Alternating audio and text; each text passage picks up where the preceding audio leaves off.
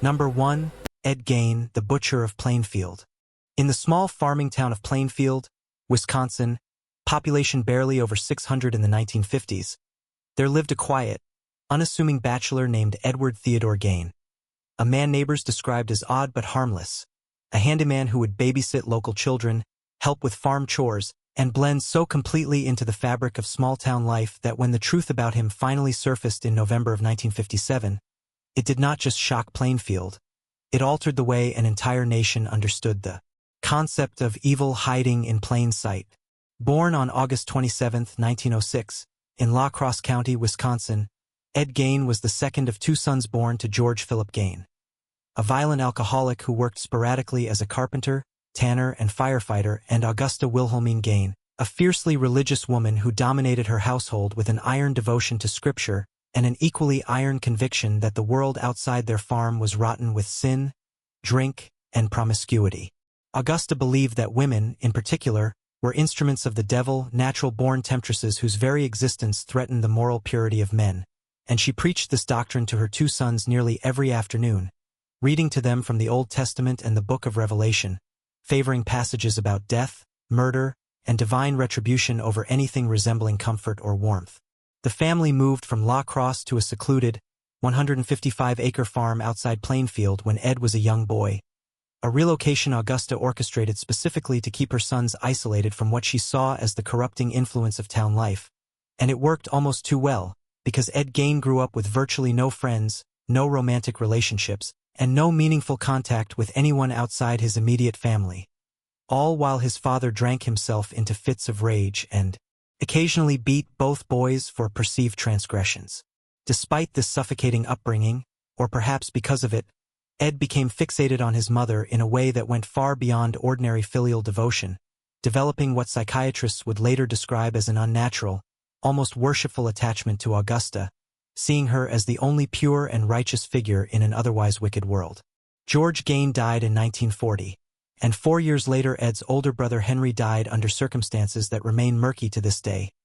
having reportedly been killed while the two brothers were burning marsh vegetation near their property that grew out of control into a larger brush fire. When searchers found Henry's body, some investigators noted bruising on his head that seemed inconsistent with a simple death by smoke inhalation, and though no formal charges were ever filed and the death was ruled accidental, the timing and circumstances have fueled decades of speculation that Ed may have killed his brother, a suspicion that has never been proven but has also never fully gone away. Whatever happened to Henry, it left Ed Gein essentially alone with his mother for the last months of her life, and when Augusta suffered a stroke and died on December 29, 1945, something inside Ed appeared to break entirely. He sealed off the rooms of the farmhouse that Augusta had used, preserving them almost like a shrine, while he himself retreated to a single small room near the kitchen, living in what neighbors would later describe as increasing squalor and isolation, surrounded by the rest of the house falling into disrepair and clutter. It was in the years immediately following his mother's death that Ed Gein began the activity that would eventually define his infamy: grave robbing. Beginning around 1947 and continuing through 1952, under the cover of night and often during what he later described to investigators as a dazed, trance-like state, Gein visited 3 local cemeteries, Plainfield Cemetery, Spiritland Cemetery, and Hancock Cemetery, and exhumed the bodies of middle-aged women who had recently been buried, women who, in his mind, resembled his late mother. He later confessed to robbing at least 9 graves, though authorities were only able to confirm a handful of these exhumations by digging up the specific plots he identified, finding some caskets disturbed and others completely empty, with items like dentures and wedding rings left behind in the surrounding soil as grim evidence of what had taken place. Gein would take the corpses back to his desolate farmhouse, where, using skills he had likely absorbed from a lifetime of hunting and butchering game on the family farm, he skinned and dismembered them, fashioning their remains into an assortment of grotesque household items and personal accessories. Bowls carved from skulls, a belt made from human nipples, masks crafted from the skin of women's faces, and perhaps most infamous of all, what has come to be known as his woman's suit, a bodysuit, sewn together from preserved female skin, complete with breasts and genitalia,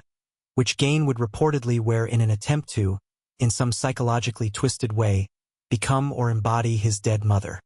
He told investigators that during these grave-robbing episodes, He sometimes came out of his trance-like state partway through and, overcome by guilt or revulsion, returned bodies to their graves before completing the theft, which is part of why the number of graves he actually disturbed remains uncertain to this day. For years, this secret world existed entirely undetected behind the crumbling walls of the Gein farmhouse. While in town, Ed continued to present himself as the same eccentric but gentle handyman he had always been.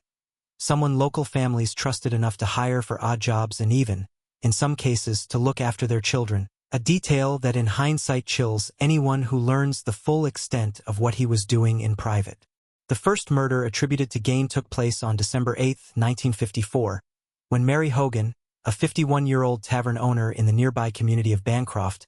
vanished from her bar under suspicious circumstances. Investigators found blood on the floor of the tavern, but with no body and no immediate suspect, the case went cold and remained unsolved for 3 years, filed away as a troubling but unresolved local mystery. It would take another disappearance, one far closer to home for the town of Plainfield itself, to finally expose what Ed Gein had been doing all along. On the morning of November 16, 1957, 58-year-old Bernice Wardens, who owned and operated Warden's hardware store in downtown Plainfield, failed to open her shop as usual. Her son, Frank Wardens, a deputy sheriff, grew concerned and went to check on the store, where he discovered blood on the floor and the cash register missing, along with a chillingly specific detail. A sales receipt on the counter indicated that the last transaction of the previous evening had been for antifreeze, sold to none other than Ed Gein. That single piece of paper set off an investigation that would uncover one of the most disturbing crime scenes in American history. When law enforcement arrived at the Gein farm that evening to question him, what they found inside the ramshackle farmhouse defied comprehension. In an outbuilding attached to the main house, officers discovered Bernice Warden's body hanging upside down from the rafters by her ankles, decapitated, disemboweled, and dressed out in the manner of a butchered deer. Her torso split open in a manner nearly identical to how a hunter would field dress a large animal. Continuing to search the property, investigators uncovered a horror show of preserved human remains scattered throughout the house. 10 human skulls that had been sawed open and turned into bowls, human skin fashioned into lampshades and chair upholstery, a wastebasket reportedly made of human skin, masks peeled carefully from the faces of at least 4 different women and preserved for Gein's private use, a belt fashioned from human nipples, bracelets made of skin, and a shoebox containing female genitalia. In the kitchen, officers found a human heart sitting in a saucepan on the stove, and reporting at the time, drawing on contemporaneous police findings, suggested that this heart may have been intended for consumption, fueling early and lasting rumors that Gein had engaged in cannibalism, though Gein himself later denied ever eating human flesh or engaging in necrophilia during formal interviews, even as he admitted to nearly everything else. Investigators also recovered the remains of Mary Hogan, the tavern owner who had disappeared 3 years earlier, finally solving that long cold case and confirming that Gein was responsible for her death as well, even though he was ultimately only formally tried for the murder of Bernice Wardens. When questioned, Gein confessed with an eerie, detached calm, describing his grave robbing activities and his construction of what he referred to as his mother's return. Explaining to investigators that he sometimes believed that by wearing the skin and body parts of these women, he could somehow bring his mother back to life or become her himself, a delusion rooted in the suffocating, almost pathological devotion Augusta had instilled in him since childhood. News of the discovery spread across the country within days, with reporters descending on the tiny town of Plainfield from across the United States and even internationally, and the sheer scale and grotesqueness of what police found at the farm made headlines that shocked a nation still largely unaccustomed to this level of graphic, publicized violence. Gein's farmhouse itself became a magnet for morbid curiosity seekers almost immediately, with local officials eventually deciding to hold an auction of Gein's property. Before that auction could take place, however, the house burned to the ground in March of 1958 under circumstances that were never definitively explained, though many in Plainfield believed at the time and continue to believe that the fire was deliberately set by someone in the community who wanted the House of Horrors erased from the landscape for good. Given the shocking nature of his crimes and clear signs of profound psychological disturbance, Ed Gein was initially found unfit to stand trial. He was diagnosed with schizophrenia and committed in January of 1958 to the Central State Hospital for the Criminally Insane in Waupun, Wisconsin. where he would remain for the next decade. It was not until 1968, more than 10 years after his arrest, that a court determined Gein was mentally competent enough to stand trial for the murder of Bernice Wardens. Circuit Court Judge Robert H. Golmar presided over the case and ruled that the trial would proceed as a bench trial without a jury. Over the course of the proceedings in November 1968, prosecutors presented forensic evidence, testimony from the psychiatrists who had evaluated Gein over the preceding decade, and details of the crime scene discovered back in 1957. Gein took the stand himself but, according to court reporting from the time, demonstrated a strikingly poor memory of the events surrounding Warden's death, a detail that either reflected the fog of a decade spent institutionalized or, as some skeptics have suggested, a strategic vagueness aimed at bolstering an insanity defense. On November 14, 1968, Judge Golmar found Ed Gein guilty of first-degree murder in the death of Bernice Wardens. However, in a separate and immediately following sanity phase of the trial, the court determined that Gein had been legally insane at the time of the murder, meaning that under Wisconsin law, he lacked the substantial capacity to appreciate the wrongfulness of his conduct or to conform his behavior to the requirements of the law. As a result, rather than being sent to prison, Gein was returned to psychiatric custody, first back to Central State Hospital and later transferred to the Mendota Mental Health Institute in Madison, Wisconsin, where he would spend the remainder of his life. Notably, despite confessing to killing Mary Hogan as well, Gein was never formally tried for her murder, since prosecutors determined that a conviction for the Wardens case, followed by indefinite psychiatric commitment, made a second costly and complex trial unnecessary, especially given the decade that had already passed and the strength of the insanity finding. Ed Gein spent the final 16 years of his life inside psychiatric institutions, reportedly working as a mason and hospital aide during periods when his condition allowed him some functional responsibilities, and by most accounts of hospital staff, he became a relatively quiet, cooperative patient, a stark contrast to the horror he had unleashed on the town of Plainfield in the years prior. He died of respiratory failure secondary to lung cancer on July 26, 1984, at the age of 77, and was buried in the Gein family plot at Plainfield Cemetery, laid to rest beside the very mother whose death had unraveled his mind, and disturbingly, only a matter of yards from graves he himself had once violated. Even in death, Gein could not escape the morbid fascination his case inspired. Souvenir hunters chipped pieces from his gravestone for years, and in the year 2000, the entire headstone was stolen outright, later recovered near Seattle, Washington, and now kept in storage by the Washoe County Sheriff's Department rather than being returned to an unmarked grave that draws visitors to this day. Beyond the visceral horror of what was found in his farmhouse, the case of Ed Gein carries a broader legal and cultural weight that continues to reverberate more than half a century later. His 1968 trial, and the specific finding that he was not guilty by reason of insanity despite being found guilty of the underlying murder, became something of a touchstone in American criminal law discussions of the insanity defense, cited by legal scholars in the years that followed alongside other landmark cases addressing the standard for criminal responsibility when severe mental illness is present. Wisconsin's subsequent adoption of mandatory periodic psychiatric reviews for institutionalized offenders has also been linked by some legal historians to the scrutiny the Gein case brought to how the state managed individuals found not guilty by reason of insanity, ensuring that such individuals were not simply locked away and forgotten but continually reevaluated for their mental state and potential danger to society. Perhaps even more significant than its legal legacy, though, is the undeniable cultural footprint the Gein case left on American horror and popular culture broadly. Author Robert Bloch, who was living in Wisconsin at the time the case broke in 1957, drew heavily on the reported details of Gein's crimes, particularly his fixation on his mother and his use of human remains, when he wrote his 1959 novel Psycho, a book that Alfred Hitchcock would adapt into his landmark 1960 film of the same name, immortalizing a Gein-inspired character in the figure of Norman Bates, a mild-mannered motel owner secretly dominated by the preserved corpse and memory of his overbearing mother. Gein's influence did not stop there. The character of Leatherface in the 1974 film The Texas Chainsaw Massacre, who wears masks fashioned from human skin and uses human remains to decorate his family's home, draws direct inspiration from the objects police found scattered throughout Gein's farmhouse. Decades later, the character of Buffalo Bill in Thomas Harris's novel The Silence of the Lambs, and the subsequent Academy Award-winning film adaptation, who kidnaps women with the stated goal of using their skin to construct a bodysuit, echoes almost exactly the central horror investigators found at the Gein property, the so-called woman's suit sewn from preserved human flesh. Beyond these three iconic examples, Gein's story has inspired numerous additional films, documentaries, books, and even a stage musical, cementing his status as arguably the single most culturally influential real-life murderer in the history of American horror storytelling,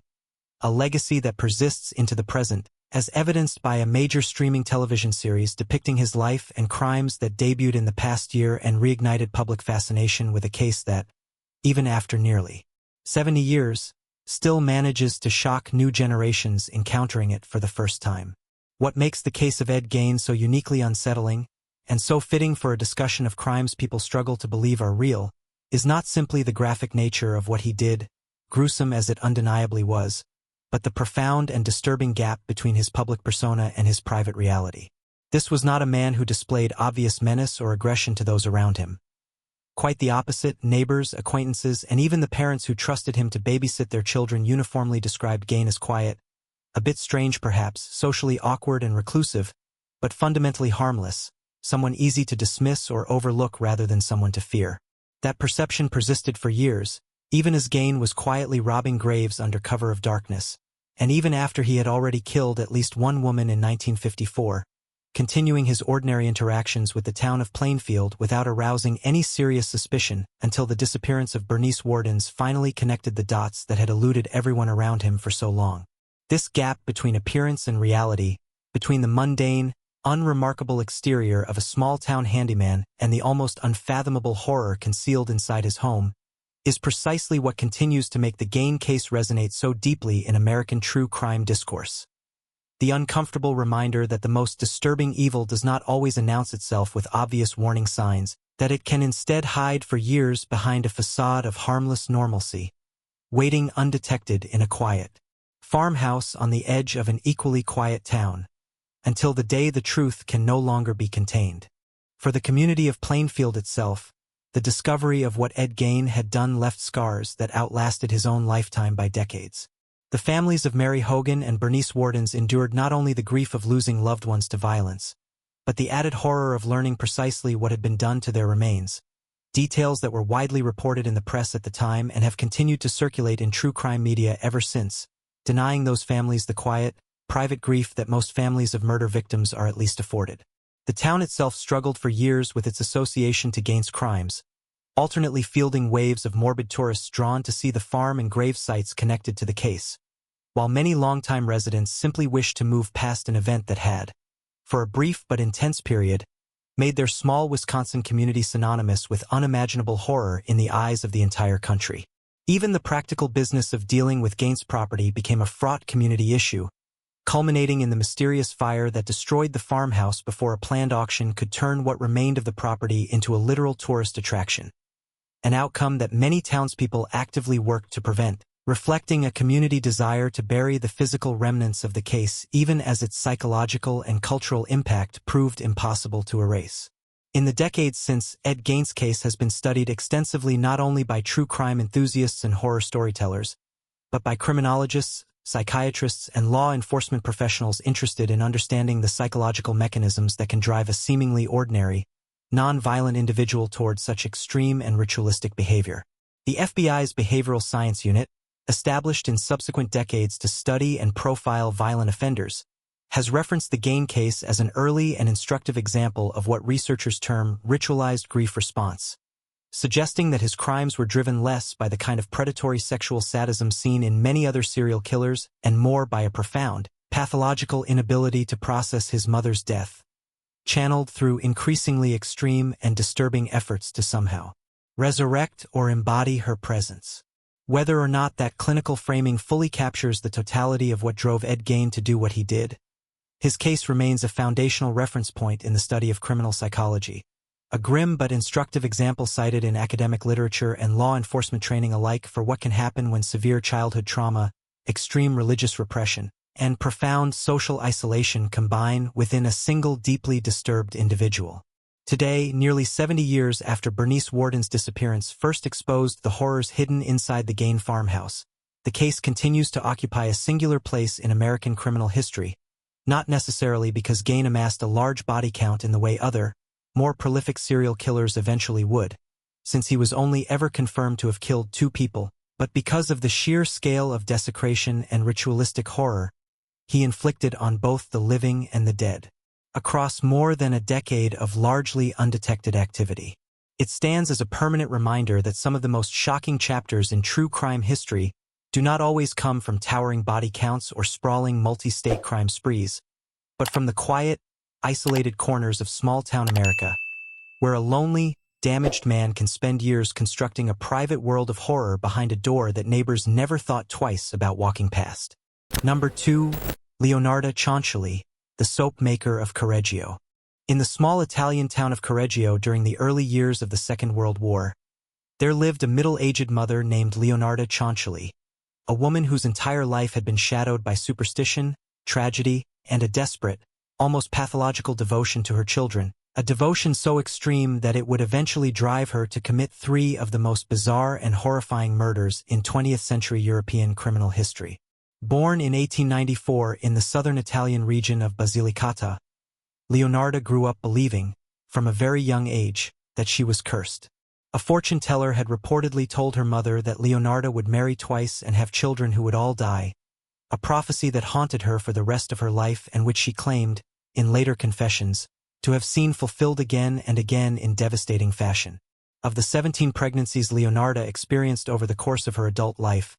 only 4 children survived into adulthood, with the rest lost to miscarriage or early death, a staggering pattern of loss that hardened Leonardo's belief in the curse and fed an increasingly desperate, superstition-driven need to protect the children who remained. She married Raphael Pansardi against her mother's wishes, and the couple eventually settled in Correggio, a town in the Emilia-Romagna region of northern Italy, where Leonardo ran a small shop and became known locally as a somewhat eccentric but generally unremarkable townswoman, someone who baked, sold small goods, and doted obsessively on her surviving children, particularly her eldest son, Giuseppe. When Italy entered the Second World War and Giuseppe faced the prospect of being drafted into Mussolini's army, Leonardo became consumed with terror at the thought of losing him, convinced that this was the moment her lifelong curse would finally claim her last remaining son. In her mind, extraordinary danger called for extraordinary protection, and it was this conviction, twisted through decades of superstition and grief, that led Leonardo Cianciulli to conclude that a human sacrifice, offered in secret, could somehow ward off the fate she believed awaited Giuseppe. Between 1939 and 1940, Cianciulli selected 3 victims from among the women of her own community, each of them acquaintances who trusted her, and lured them to her home under false pretenses before killing them and using their remains in a manner so grotesque that when it was finally uncovered, it shocked all of Italy and drew international attention. Her first victim was Faustina Setti, an unmarried woman in her 50s who had confided in Cianciulli her worries about never finding a husband. Playing on this vulnerability, Cianciulli told Setti that she had found her the perfect match, a man in another town who was eager to meet her, and convinced Setti to come to her home before the supposed introduction, asking her to keep the arrangement secret so as not to jinx the match, a request Setti apparently found reasonable enough to comply with. Once inside Cianciulli's home, Setti was killed, and Cianciulli later confessed in chillingly matter-of-fact detail to the process that followed. She dismembered the body, boiled portions of it down with caustic soda to break down the flesh into a greasy,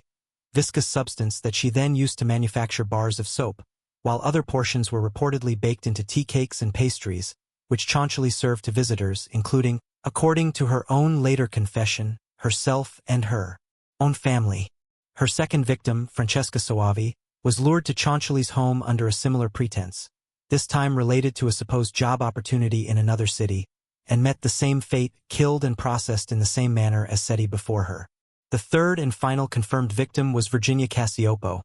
a former opera singer who Cianciulli convinced to travel with her under the guise of introducing Cacioppo to a theatrical company that was supposedly seeking new performers, once again isolating the victim before killing her using the same method established with her prior 2 victims. Cianciulli later described the process of transforming her victims' remains into soap in disturbingly domestic, almost recipe-like detail during her interrogation and eventual trial, explaining precisely how she mixed the rendered fat with caustic soda, along with ingredients like almonds and other additives, to mask any unusual smell or texture, producing bars of soap that she then distributed to neighbors and acquaintances, some of whom, according to later reporting, unknowingly used the soap in their own homes for ordinary household purposes. It was the disappearance of Virginia Cacioppo, the third victim, that finally triggered the investigation that would expose Cianciulli's crimes. Cacioppo's sister-in-law grew suspicious after Virginia failed to return from her supposed trip and could not be reached, and she went to local authorities, pressing them to investigate Cianciulli, who had been one of the last people known to have contact with Cacioppo before she vanished. Investigators began questioning Cianciulli and searching her property, and under mounting pressure and confronted with physical evidence, Cianciulli eventually confessed not only to Cacioppo's murder but to the killings of Seti and Soavi as well, describing her actions with a calm, almost proud detachment that deeply unsettled the police and prosecutors who took her statement, as she framed her actions not as murder in any conventional sense but as a form of maternal sacrifice, a desperate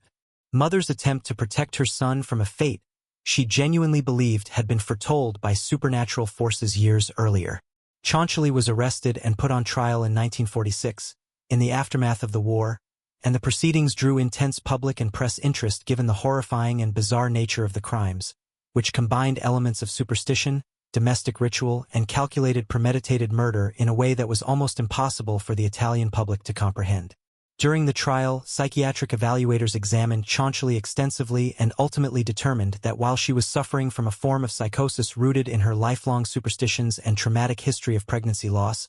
she nonetheless retained enough awareness and capacity for planning to be held criminally responsible for her actions, since she had methodically selected victims, fabricated detailed pretexts to lure them to her home, and carried out a consistent, repeatable method of murder and body disposal across all three killings, evidence of calculated intent that weighed heavily against a full insanity defense. The court convicted Cianciulli of murder, and given the partial mitigation recognized due to her documented mental instability, she was sentenced to 30 years in prison along with a subsequent period of confinement in a criminal asylum, a sentence reflecting both the severity of her crimes and the judicial system's acknowledgement of significant psychological impairment. Leonarda Cianciulli spent the remainder of her life in custody, ultimately dying in a psychiatric prison facility in 1970,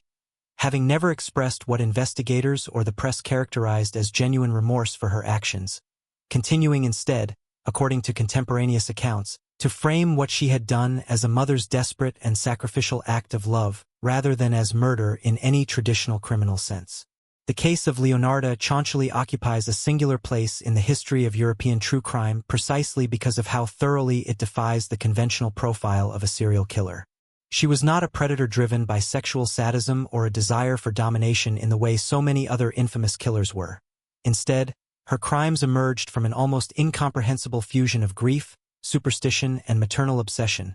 A mother so consumed by decades of loss and folk belief in a family curse that she came to see the ritualistic murder of her neighbors and acquaintances as a rational, even necessary, act of protection for her surviving son. The transformation of her victims into soap and pastries, consumed by unsuspecting visitors and distributed throughout her own community, added a layer of horror that went beyond the killings themselves, implicating an entire unwitting town in the aftermath of her crimes in a way that made the case feel almost like something out of a dark folk tale rather than a documented 20th-century criminal proceeding. In the decades since her conviction, the case has remained a subject of fascination for criminologists and true crime writers alike, frequently cited as one of the starkest examples of how deeply personal trauma, when left unaddressed and filtered through rigid superstition, can metastasize into calculated and repeated acts of extreme violence against people who had done nothing more than trust a woman they considered a friend and neighbor. For the families of Faustina Seti, Francesca Soavi, and Virginia Cacioppo, the case brought a particular horror beyond even the loss of their loved ones, the knowledge that portions of the victims' remains had been distributed, unknowingly, into the daily domestic lives of the very community that had once welcomed them, a detail that continues to make the Cianciulli case one of the most viscerally unsettling entries in the broader history of true crime, a story so strange that even decades later it remains almost impossible for those encountering it for the first time to fully believe that it happened exactly as documented in the Italian court record. Number 3. Andrei Chikatilo, the Butcher of Rostov. For more than a decade, across the industrial cities and rural outskirts of the Rostov region in the southern Soviet Union, Women and children vanished without warning, their mutilated bodies later discovered in forests, roadside ditches, and railway embankments, victims of a killer whose crimes grew so numerous and so savage that Soviet investigators eventually assembled one of the largest manhunts in the history of the USSR, all while the very political system under which they operated actively obstructed their efforts by refusing, on ideological grounds, to accept that a serial killer could exist within a supposedly perfected socialist society. Andrei Romanovich Chikatilo was born in October of 1936 in the Ukrainian village of Yabloknoy, into circumstances shaped by devastating famine and wartime deprivation. He grew up hearing stories, some of which historians believe were exaggerated or embellished by relatives, that an older brother had been kidnapped and cannibalized by starving neighbors during the Holodomor famine years before Andrei's own birth. A family legend that, whether entirely accurate or not, appears to have left a lasting psychological imprint on him. Chikatilo's childhood was marked further by the trauma of Nazi occupation during the Second World War, chronic poverty, and a home environment that biographers and criminal psychologists who later studied his case describe as emotionally cold and repressive, factors that combined with his own reported struggles with impotence and sexual dysfunction in early adulthood to create a deeply frustrated, humiliated, and psychologically volatile young man.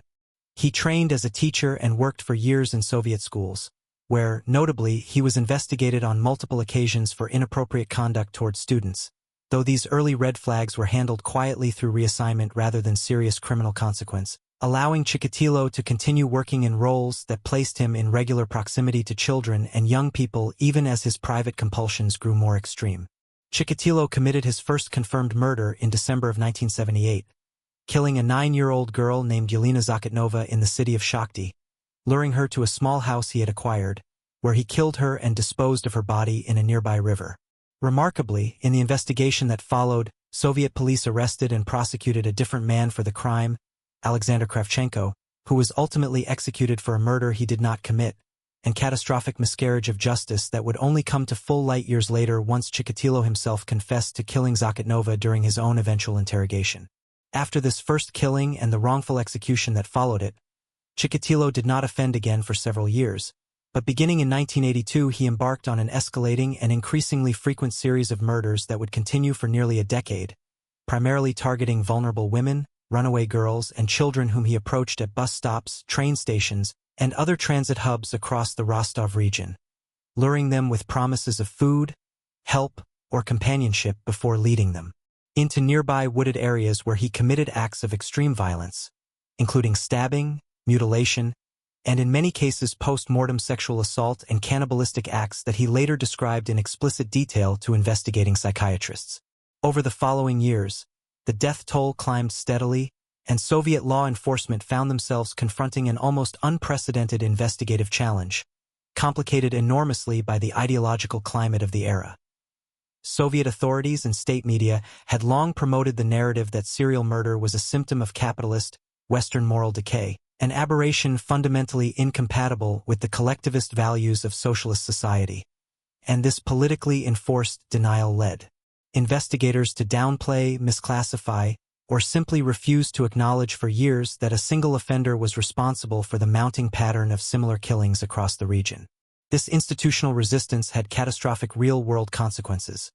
allowing Chikatilo to continue killing largely unchecked for years, even as the pattern of murders became increasingly apparent to individual detectives working the cases on the ground. The investigation, which came to be known informally as the Forest Strip case due to the wooded areas where many victims were found,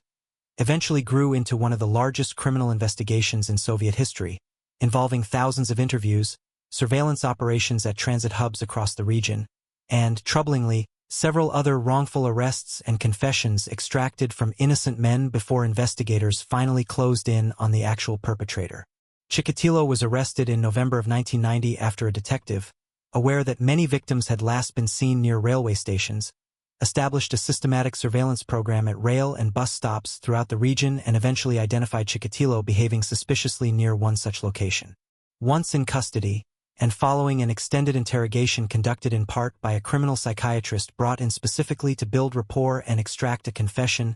Chikatilo eventually admitted to the killings, ultimately confessing to a total of 56 murders committed over more than a decade, though investigators were only able to conclusively confirm 52 of these murders through forensic and circumstantial evidence sufficient to support formal charges. His trial began in 1992 and immediately became a global media spectacle, not only because of the sheer number of victims involved, but because of the extraordinary and disturbing nature of the proceedings themselves. Chikatilo was confined during his court appearances inside a specially constructed iron cage, a measure taken both to protect him from the outraged family members of his victims who packed the courtroom and to manage the chaotic, emotionally charged atmosphere that surrounded the trial from its opening day. During the proceedings, Chikatilo behaved erratically, at times shouting, singing, or making bizarre and disjointed statements, behavior that his defense team pointed to as evidence of serious mental illness, while prosecutors and court-appointed psychiatric evaluators ultimately concluded that despite his clear psychological disturbances, Chikatilo demonstrated sufficient capacity for planning, concealment, and rational decision-making across his decade-long killing spree to be held fully criminally responsible for his actions. In October of 1992, the court found Chikatilo guilty of 52 counts of murder, and he was sentenced to death. He was executed by a single gunshot to the back of the head in February of 1994, following the rejection of his appeals for clemency, bringing a formal legal end to a case that had haunted the Rostov region and the broader Soviet and later Russian public consciousness for well over a decade. Beyond the staggering scope of his crimes, the Chikatilo case carries enormous significance in the history of criminal justice, specifically because of how thoroughly it exposed the catastrophic consequences of ideological denial within a law enforcement and political system unwilling to acknowledge an inconvenient truth. The wrongful execution of Alexander Kravchenko for Chikatilo's first murder remains one of the most devastating examples in modern history of how institutional pressure to produce quick results, combined with a refusal to accept the existence of a serial offender, can lead directly to the death of an innocent man while the true perpetrator remains free to continue killing for years afterward. Criminologists and historians studying the Soviet justice system have repeatedly pointed to the Chikatilo case as a stark illustration of how political ideology, when allowed to override empirical investigative reasoning, can produce failures with body counts far beyond what might otherwise have occurred under a system willing to confront uncomfortable realities directly and promptly. For the families of Chikatilo's 52 confirmed victims, spread across more than a decade of loss, fear, and, in many cases, the added trauma of watching authorities pursue and even execute the wrong men before the real killer was finally caught, the case represents not only one of the darkest chapters in Soviet-era criminal history, but a profound and lasting indictment of a system that allowed political comfort to take precedence over the safety of its own citizens for far too long. Number 4. Armin May-Wes, the Rotenburg Cannibal. In the small German town of Rotenburg in der Fulda in the year 2001, a computer technician named Armin May-Wes carried out a killing so strange, so seemingly impossible in its premise, that when the full details eventually emerged in a German courtroom, legal scholars, criminologists, and ordinary observers around the world struggled to categorize what they were looking at, a case that blurred the line between murder in the traditional sense and something closer to a horrifying, mutually consented pact between two deeply troubled individuals. May-Wes, born in 1961 and raised largely by his mother following his parents' divorce during his childhood, described in later interviews and psychiatric evaluations a persistent, lifelong fantasy centered on consuming another human being, a fantasy he traced back to childhood loneliness and a desire, as he later explained to investigators, to permanently bond with another person by literally incorporating them into himself, ensuring they could never leave him the way he felt others had. Throughout his life, as an adult living a largely unremarkable public existence, working in the technology sector and appearing to friends and neighbors as an ordinary, quiet resident of his small German town, May-Wes began using the internet in the late 1990s and early 2000s to search for someone who might share, or at least be willing to participate in, his specific and extreme fantasy, posting messages on online forums explicitly seeking a person willing to be killed and eaten. What made this search notable, and what would later force German courts to grapple with an almost unprecedented legal question, was that May-Wes was not simply hunting for an unwilling victim to deceive or overpower. He was specifically searching for a willing participant, someone who shared or claimed to share the same extreme fantasy from the opposite side, and in the early months of 2001, he found one. Bernd Jürgen Brandis, an engineer from Berlin, responded to Muse's online posts and, After an exchange of messages in which both men discussed and apparently confirmed their mutual interest in the arrangement, traveled to Muse's home in March of 2001 to carry out what both had, according to extensive evidence including video recordings Mae West made of the encounter, planned and agreed to in advance. Once at the property, Mae West recorded video footage documenting much of what followed, evidence that would later prove central to the criminal proceedings against him, showing that he first attempted to remove and prepare a body part from Brandis while Brandis was still alive and reportedly still willing, before ultimately killing him and proceeding to butcher and consume portions of his body over an extended period following the killing, storing additional remains in his freezer for continued use. The case came to the attention of German authorities in December of 2002, more than a year and a half after the killing, when police investigating an unrelated matter came across an online post in which Mae West was seeking a new willing participant for a similar arrangement, a discovery that led investigators directly to Muse's home, where they found physical evidence corroborating the earlier killing, including remains of Brandis still present on the property, along with the video recordings Mae West had made documenting the events of March 2001. Mae West was arrested and charged, and the resulting legal proceedings became a landmark and deeply controversial case within the German judicial system precisely because of the extraordinary question of consent involved. Muse's defense argued that because Brandis had actively sought out this exact arrangement, communicated his willingness extensively in writing before the encounter, and appeared, based on video evidence, to participate willingly in at least the early stages of what occurred, the case should be treated more as an assisted death or a form of consensual harm rather than as premeditated murder in the traditional legal sense. German prosecutors, by contrast, argued that regardless of any expressed willingness on Brandis's part, German law does not recognize consent as a valid defense to killing another person, and that Mae West had engaged in extensive planning, including the specific online search for a victim, the preparation of his home and equipment in advance, and the deliberate documentation of the act on video, evidence of premeditation that they argued outweighed any claims of mutual consent. In Muse's first trial, held in early 2003, the court ultimately convicted him not of murder but of the lesser charge of manslaughter, reasoning that the documented consent and unusual, mutually agreed nature of the encounter constituted a significant mitigating factor, and sentenced him to 8.5 years in prison, a sentencing outcome that provoked substantial public and legal criticism within Germany, with many arguing that the sentence was disproportionately lenient given the extreme and calculated nature of what Mae West had done. Prosecutors appealed the manslaughter verdict, and in a subsequent retrial held in 2006, a German court reconsidering the full evidence reached a different conclusion, determining that the earlier verdict had placed improper weight on the consent argument and that Muse's actions, particularly the extensive advance planning and the predatory nature of his online search for a victim regardless of any later expressed willingness, met the legal threshold for murder rather than manslaughter. The retrial court convicted Mae West of murder and sentenced him to life imprisonment, a sentence he continues to serve, and one that effectively closed the extended legal debate over how German law should treat cases involving claimed mutual consent to killing. The Mae West case triggered substantial legal and ethical debate across Germany and internationally regarding the limits of personal autonomy and consent under criminal law, prompting some legal scholars to argue that the case exposed a genuine gap in existing statutes that had never anticipated a scenario in which a victim actively sought out and cooperated in the circumstances of their own killing, while others maintained that the case, however unusual its specific circumstances, ultimately reaffirmed a foundational and appropriate legal principle that no individual can lawfully consent to being killed, regardless of documented willingness or the presence of a genuinely shared and mutually pursued fantasy between two consenting adults. Beyond its legal significance, the case remains one of the most frequently cited examples in discussions of the strange and often unanticipated ways that internet communication, still a relatively new social force at the time of the killing in 2001,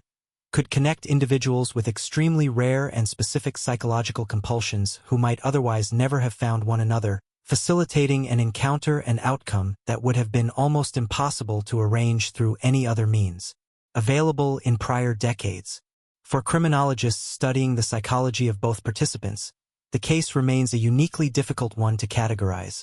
resisting easy classification within standard frameworks built around predator and unwilling victim, and instead requiring an examination of two deeply troubled individuals whose extreme and rare psychological compulsions aligned in a way that led to one of the strangest and most legally consequential killings in modern German criminal history,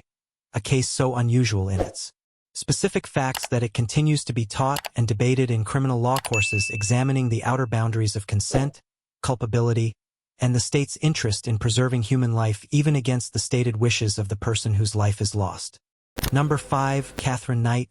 the Butcher of Aberdeen.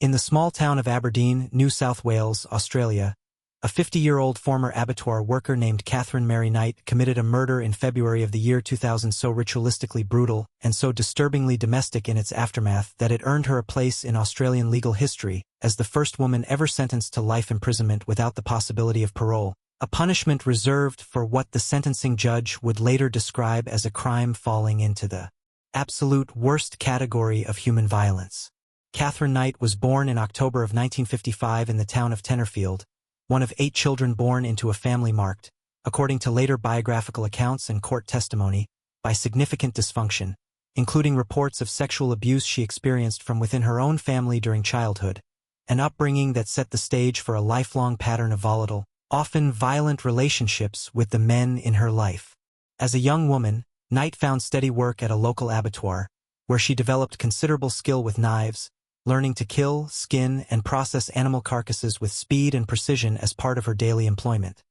Expertise that would later prove horrifyingly relevant to the manner in which she killed and mutilated her final victim. Over the following decades, Knight moved through a series of relationships characterized by escalating violence, jealousy, and threats, including her marriage to fellow abattoir worker David Kellett.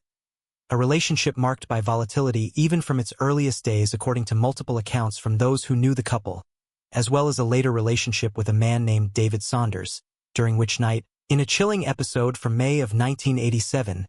killed Saunders' pet dingo pup by cutting its throat directly in front of him, explicitly framing the act as a warning of what would happen to him should he ever be unfaithful to her.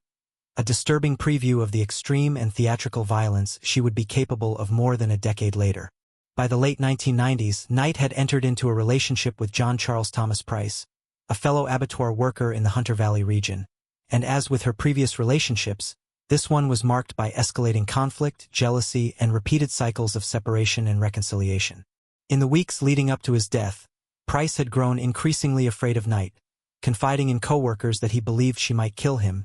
fears substantial enough that on the very day of his murder, February 29, 2000, Price stopped at the Scone Magistrates Court to formally take out a restraining order against Knight in an effort to protect both himself and his children from her, telling his colleagues that if he failed to show up for work the next day,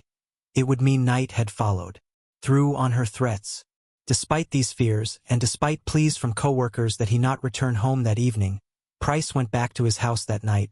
later telling colleagues he was more afraid of what Knight might do to his children if he stayed away than of what she might do to him directly. That evening, Knight had sent Price's children to a sleepover at a friend's house, ensuring the home would be empty of witnesses, and after Price returned from an evening spent with neighbors and went to bed around 11 o'clock, Knight attacked him while he slept, stabbing him at least 37 times with a butcher's knife in a sustained and extraordinarily violent assault that began in the bedroom and continued as Price attempted to flee through the house, with blood spatter evidence later found throughout the hallway indicating that he had fought desperately for his life even as he sustained repeated, ultimately fatal wounds to his aorta, lungs, and liver. Once Price was dead, Knight proceeded to skin his body with the same practice technique she had developed during her years working in the abattoir, making a single, anatomically precise incision beneath his collarbone and peeling the skin away from his body in one continuous piece, which she then hung from a meat hook she had recently installed in a doorway of the home. An object whose presence in the house prior to the murder has led some investigators to believe the killing carried elements of premeditation beyond a simple crime of passion. Knight then decapitated Price and proceeded to cook portions of his body, including his head, which she boiled in a pot alongside vegetables including potatoes, carrots, pumpkin, beetroot, zucchini, cabbage, and squash, preparing what investigators would later determine were meals apparently intended to be served to Price's own children upon their return from the sleepover, with place settings arranged at the dining table and handwritten notes placed beside each plate bearing the names of the 2 children, an intended act of psychological horror that was only prevented by the intervention of police. The crime was discovered the following morning when Price failed to arrive at work, prompting a coworker to check on him at his home,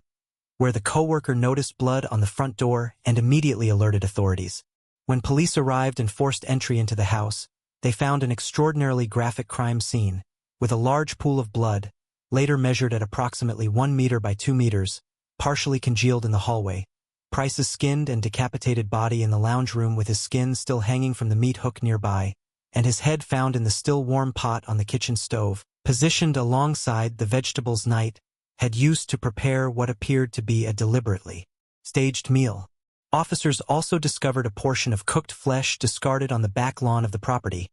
evidence that was collected and later confirmed through forensic testing to have come from Price's body as well, though the exact purpose behind this particular action was never fully established during the investigation. Knight herself was found inside the home in a comatose, heavily sedated state,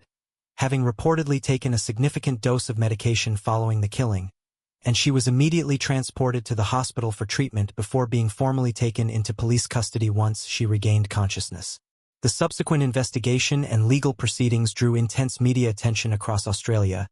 both for the extreme brutality and staging of the crime and for the deeply disturbing intent to serve human remains to Price's own children, an element of the case that shocked even hardened investigators who had worked on the scene, with one responding detective later stating publicly that the images from the crime scene remained something he was still struggling to come to terms with years after. The fact, and noting that several other officers who attended the scene required extended psychological counseling in the aftermath due to the severity of what they encountered. During pretrial proceedings, Knight's defense team explored the possibility of raising claims regarding her mental state, and prosecutors were permitted to introduce evidence of Knight's documented history of violence in prior relationships, including the earlier dingo killing and other threatening incidents, as the court determined this history was relevant to establishing both the premeditated nature of her actions and the ongoing risk she posed rather than functioning merely as inadmissible character evidence. 3 days into her trial in October of 2001, Knight changed her plea to guilty, a decision that spared Price's children from having to testify or hear detailed evidence about their father's death presented in open court, and her guilty plea to murder was accepted by both the Crown and the court, resulting in a conviction without the need for further jury deliberation. On November 8, 2001, Justice Barry O'Keefe of the Supreme Court of New South Wales handed down his sentence, and in doing so made Australian legal history, sentencing Catherine Knight to life imprisonment without setting any non-parole period whatsoever, explicitly marking her file with the notation that she was definitely never to be released, the first time such an unequivocal life sentence had ever been imposed on a woman anywhere in Australia. In his sentencing remarks, Justice O'Keefe stated plainly that the murder fell into the worst possible category of criminal offending, citing its extensive premeditation, the extraordinary level of violence involved, Knight's deliberate cooking and staging of Price's remains, and what he characterized as a profound betrayal of the trust inherent in an intimate relationship, factors that together justified departing from the more common practice of setting an eventual, if distant, possibility of parole. During sentencing proceedings, when a witness testified regarding the specific details of the skinning and decapitation, Knight reportedly became hysterical in the courtroom and had to be sedated, even as she continued, in various statements made both before and after her conviction, to claim only partial or no memory of committing the killing, attributing the event to some kind of blackout despite psychiatric evaluations that found her fully sane and aware at the time of the crime. A conclusion investigators felt was further supported by evidence that Knight had made ATM withdrawals and engaged in other clearly rational, goal-directed behavior in the hours surrounding the murder. Knight later mounted an appeal in 2006, arguing that a sentence of life without any possibility of parole was disproportionately severe given the specific facts of her case. But the appeal was ultimately unsuccessful, and she remains incarcerated at the Silverwater Women's Correctional Centre in New South Wales to this day, continuing to serve out the sentence that established her as the first woman in Australian history to receive such an absolute and permanent term of imprisonment. Beyond the sheer visceral horror of the crime scene itself, the Catherine Knight case has taken on broader significance within Australia as a documented and extensively studied example of the terminal endpoint of long-term, escalating intimate partner violence, with advocates and journalists examining the case in subsequent years frequently emphasizing that Price's murder did not occur in isolation but rather represented the culmination of years of documented threats, prior violent acts, and a pattern of controlling, jealous behavior that Knight had displayed across multiple relationships throughout her adult life, all of which had been witnessed and, in various forms, reported by those around her long before the events of February 2000. Criminologists who have studied the case describe Knight as an offender who combined elements of both organized and impulsive violence, someone whose crime demonstrated clear planning in her choice of weapon and her installation of the meat hook in advance, while also reflecting an explosion of uncontrolled rage and a long-standing pattern of using extreme, theatrical violence as a means of exerting psychological control over her partners, extending in this final and most horrific instance even beyond death itself in her apparent intention to force Price's own children into an act of unknowing cannibalism. For the family of John Price, and particularly for his children, who were spared from directly witnessing the aftermath of the crime only through the intervention of a concerned coworker, the case left a legacy of trauma that has persisted for more than 2 decades, one that has been the subject of multiple books, documentaries, and podcast investigations in the years since, each grappling in turn with how a relationship marked by such clear and repeatedly documented warning signs was allowed to reach so catastrophic and horrifying a conclusion, and standing today as one of the starkest reminders in modern Australian criminal history of the lethal danger that can accumulate within a pattern of intimate partner violence when those warning signs go unheeded until it is too late. Number 6. Gary Heidnik, the House of Horrors Killer. In the winter of 1987, Philadelphia police responding to a routine call uncovered a scene of captivity and torture so extreme that it would later serve as one of the primary real-world inspirations for one of the most iconic villains in American cinematic history, a case involving a self-appointed church bishop named Gary Michael Heidnik who spent months holding women captive in a pit dug into the basement floor of his own home. Heidnik was born on November 22, 1943, in Eastlake, Ohio, a suburb of Cleveland, and experienced a deeply unstable early childhood. His parents divorced when he was young, and he and his younger brother Terry spent several years in the care of an aunt before being placed with their father and a stepmother, a household Heidnik later described as marked by significant emotional and physical abuse, including incidents in which his father would reportedly hang him out of a bedroom window by his ankles as punishment for bedwetting. Despite this troubled upbringing, Heidnik displayed considerable intelligence, later testing with an IQ around 148, placing him in the genius range, and he briefly served in the United States Army before being discharged and subsequently spending time in and out of psychiatric institutions during his young adulthood, receiving various diagnoses related to schizophrenia over the following years. In a development that surprised many who later learned of his eventual crimes,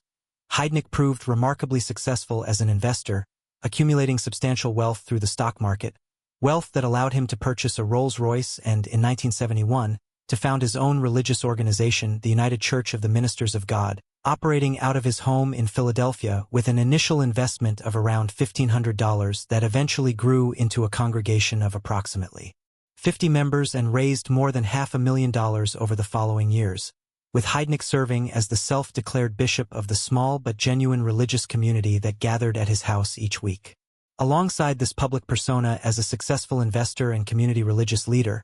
Heidnik had a long and troubling history of sexual offenses that predated his eventual murders by more than a decade,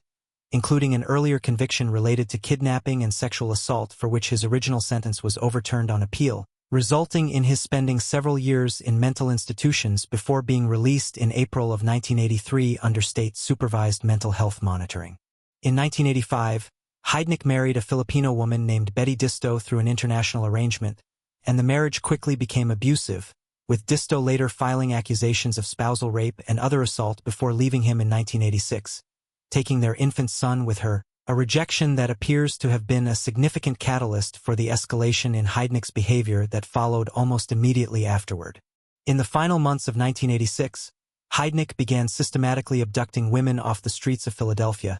specifically targeting young black women, several of whom had documented histories of homelessness, cognitive disability, or involvement in sex work, characteristics that Heidnik appears to have calculated would make their disappearances less likely to draw immediate, sustained police attention. He would lure or force these women into his vehicle and bring them back to his dilapidated home, where he had constructed a makeshift prison inside a pit dug approximately 4 feet deep into the floor of his basement, covering it with a heavy board weighted down with stones to prevent escape. Over the following months, Heidnik held a total of 6 women captive in this pit at various points, subjecting them to sustained torture that included physical beatings, repeated rape, forcing captives to have sexual contact with one another while he watched, and a particularly sadistic method of punishment in which he would run an electrical cable, bared at one end and connected to a wall outlet at the other, through a gap in the board covering the pit whenever a captive was filled partway with water, delivering electric shocks to any woman who disobeyed his instructions. Investigators later determined that Heidnik also inflicted torture by inserting screwdrivers of varying sizes into the ears of his captives, an act intended, according to his own later statements, to damage their hearing so they would be less able to detect his movements around the house and therefore less able to anticipate or resist his approaches. One of Heidnik's captives, 24-year-old Sandra Lindsay, died in captivity as a result of a combination of starvation, sustained physical torture, and an untreated fever that went unaddressed for an extended period, and following her death, Heidnik dismembered her body, encountering significant difficulty processing the limbs, which he ultimately placed in his freezer inside containers he labeled as dog food. He proceeded to cook portions of Lindsay's ribs in his oven and boiled her head in a pot on his kitchen stove, and according to extensive testimony and reporting from the case, ground up additional portions of her remains, mixing them with actual dog food, which he then fed to the surviving captive women still held in the basement pit, an act of forced, unknowing cannibalism inflicted on his remaining victims. During this period, Philadelphia police officers actually visited Heidnik's home directly in response to neighbor complaints about a severe, nauseating odor emanating from the property, but left without further investigation after Heidnik offered the explanation that he had been cooking a roast and had fallen asleep, allowing it to burn, an explanation the responding officers accepted at face value, a missed opportunity that allowed his crimes to continue for additional months before his eventual capture. A second victim, Deborah Dudley, was also killed while in Heidnik's captivity, electrocuted during one of his punishment sessions in the water-filled pit after she reportedly mocked or defied him during an earlier confrontation, bringing his confirmed murder total to 2 women, even as 4 others survived their captivity, having endured months of sustained torture and sexual violence before their eventual rescue. The case finally broke open in March of 1987 when one of Heidnik's captives, a woman named Josefina Rivera, whom Heidnik had come to trust more than the others, possibly interpreting her outward cooperation as a form of genuine attachment or what psychologists would later characterize as Stockholm Syndrome, asked for and was granted permission to leave the house to visit her family. Rather than returning as Heidnik expected, Rivera went to her boyfriend and immediately contacted police, providing the information that led officers directly to Heidnik's home, where they conducted the raid that uncovered the full scope of the horror inside, finding 3 additional women still chained inside the basement pit along with extensive physical evidence of the torture and killings that had taken place over the preceding months. Heidnik was arrested and charged with multiple counts including first-degree murder, kidnapping, rape, aggravated assault, and involuntary deviate sexual intercourse, and his defense attorney, Charles Peruto Jr., mounted an insanity defense, a strategy he later described in interviews as involving a deliberate effort to have Heidnik present himself to the jury in as visibly disturbed a state as possible, instructing his client not to bathe, trim his beard, or otherwise maintain any typical grooming standards in the months leading up to trial, reasoning that jurors evaluating an insanity claim would be more receptive to a defendant who outwardly appeared as disturbed as the crimes themselves suggested he must be. Despite this defense strategy, the jury was not persuaded, and on July 1, 1988, Heidnik was convicted on 2 counts of first-degree murder, along with numerous additional counts of kidnapping, rape, aggravated assault, and involuntary deviate sexual intercourse, and was sentenced to death. Notably, according to his own defense attorney's later recollections, Heidnik never appealed his death sentence and did not fight the resulting punishment in any meaningful way, instead reportedly petitioning at various points to expedite his own execution, behavior his attorney has cited as one of several factors that led him to personally believe, even years later, that his client had genuinely met a clinical, if not a strict legal, threshold for severe mental illness, whatever the jury's ultimate finding on the formal insanity defense. Heidnik attempted suicide by drug overdose in January of 1989 while awaiting execution, and in 1997 members of his own family, including his daughter and his ex-wife Betty Disto,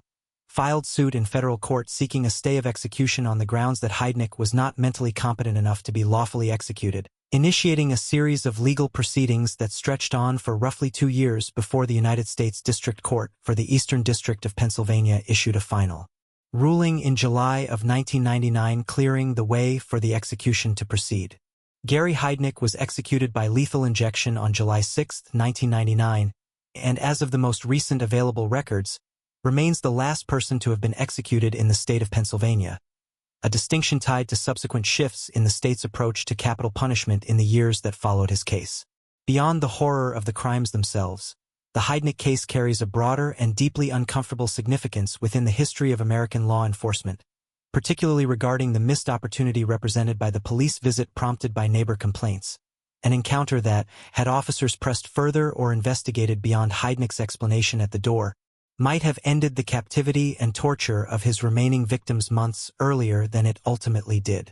The case has also drawn sustained attention from criminologists and social commentators for the specific pattern of victim selection Heidnik employed,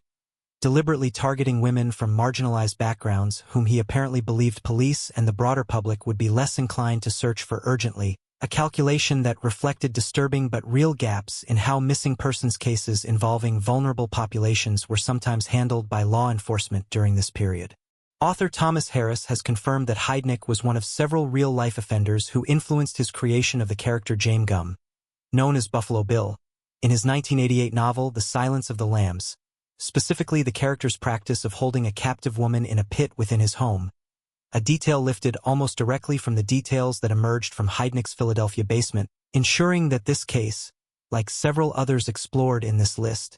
has left a lasting and unmistakable imprint on popular culture even decades after the crimes themselves were committed. For the surviving victims of Heidnik's captivity, and for the families of Sandra Lindsay and Deborah Dudley, the case remains a harrowing testament to how thoroughly a public facade, in this case that of a wealthy investor and respected community religious leader presiding over a congregation of 50 devoted followers, can conceal a private reality of sustained, calculated brutality, a gap between appearance and truth that continues to make the Heidnik case one of the most studied and referenced examples in the broader history of American true crime. Number 7. Rodney Alcala, the dating game killer. In 1978, in front of a live studio audience and, eventually, millions of television viewers, a charming, curly-haired bachelor named Rodney Alcala appeared as a contestant on the popular American game show The Dating Game, flirting his way to a victory over his fellow contestants and winning a date with a young bachelorette named Cheryl Bradshaw. All while, unbeknownst to the show's producers, the audience, or Bradshaw herself, Alcala was already in the midst of a multi-state killing spree that would ultimately claim at least 8 confirmed lives and possibly many more, a case whose sheer audacity, a serial killer performing charm for a national television audience mid-spree, has made it one of the most frequently cited examples of how thoroughly predatory violence can hide behind an ordinary, even likable public persona. Rodney James Alcala was born Rodrigo Jacques Alcala Bucher on August 23, 1943, in San Antonio, Texas, the third of 4 children born to a Mexican-American couple. His father relocated the family to Mexico when Alcala was still young before abandoning them entirely a few years later, prompting his mother to move Alcala and his 2 sisters to suburban Los Angeles in 1954, when Alcala was 11 years old. By most accounts, Alcala was an academically gifted and reasonably popular student throughout his adolescence, supported by a family that, despite the earlier abandonment by his father, provided him with a relatively stable environment as he grew into adulthood. Alcala joined the United States Army as a young man but was discharged following what military and later psychiatric evaluators described as a serious breakdown, connected in part to allegations of sexual misconduct during his service, an early indication of the disturbed impulses that would define the remainder of his life. His documented pattern of extreme violence first surfaced in 1968, when, at the age of 24, Alcala lured an 8-year-old girl named Tali Shapiro into his Hollywood apartment, where he raped and severely beat her, leaving her for dead. Shapiro survived only because a passerby noticed signs of a possible abduction and alerted police, who arrived in time to save her life, though Alcala fled the apartment before officers arrived and remained a fugitive for several years afterward. Relocating to New York City under the alias John Berger and enrolling at New York University to study film under the direction of renowned director Roman Polanski, a detail that places Alcala, entirely undetected, within elite film industry academic circles even as he remained a wanted fugitive for a brutal child rape back in California. Alcala was eventually identified through an FBI wanted poster and arrested in 1971. But due to the Shapiro family's decision, motivated by a desire to protect their daughter from the trauma of testifying, to withdraw their cooperation from the prosecution, Alcala was ultimately convicted only on a lesser assault charge rather than the far more serious charges his conduct actually warranted, and he served a relatively brief prison sentence before being paroled. Rather than using this narrow legal escape as a turning point, Alcala's pattern of predatory violence against women and girls continued and, disturbingly, escalated. Shortly after his 1971 arrest for the Shapiro attack but prior to his conviction, investigators later came to believe Alcala was responsible for the murder of Cornelia Crilly, a 23-year-old TWA flight attendant who was raped, bitten, and strangled inside her Manhattan apartment in June of 1971, a case that would remain unsolved for decades until advances in forensic science eventually connected Alcala to the crime. After his conviction and brief incarceration for the Shapiro assault, Alcala was paroled again in 1977 as a registered sex offender, and in a decision that has drawn considerable retrospective criticism, his Los Angeles parole officer permitted him, despite his status as a known repeat sexual offender and flight risk, to travel to New York City, ostensibly to visit family. Investigators now believe that within roughly a week of returning to Manhattan under this arrangement, Alcala killed Ellen Jane Hover, a 23-year-old woman who was the daughter of a prominent New York nightclub owner and the goddaughter of entertainers Dean Martin and Sammy Davis Jr., with Hover last seen at her apartment in July of 1977, and her personal datebook later found to contain an entry indicating a scheduled meeting that same day with a man identified only as John Berger, the same alias Alcala had used years earlier while a fugitive in New York. Returning to California later that same year, Alcala embarked on a documented series of murders across a roughly 18-month period between late 1977 and 1979, beginning with the killing of 18-year-old Jill Barkham in November of 1977, whose body, found strangled and beaten near Mulholland Drive in Los Angeles, was initially misattributed to the notorious Hillside Strangler case before investigators eventually determined it was unrelated and, years later, connected it instead to Alcala. Alcala went on to murder 27-year-old Georgia Wickstead and 32-year-old Charlotte Lamb in 1978, and 21-year-old Jill Parento in 1979, each killing following a broadly similar pattern in which Alcala, using his cover as a professional photographer, a trade that gave him ready and seemingly legitimate access to numerous women and young girls, would approach victims with offers to photograph them before subjecting them to sexual assault and murder. Prosecutors who later worked on his case described Alcala's specific method of killing as involving a disturbing pattern in which he would strangle his victims until they lost consciousness, then wait for them to revive before repeating the process multiple times,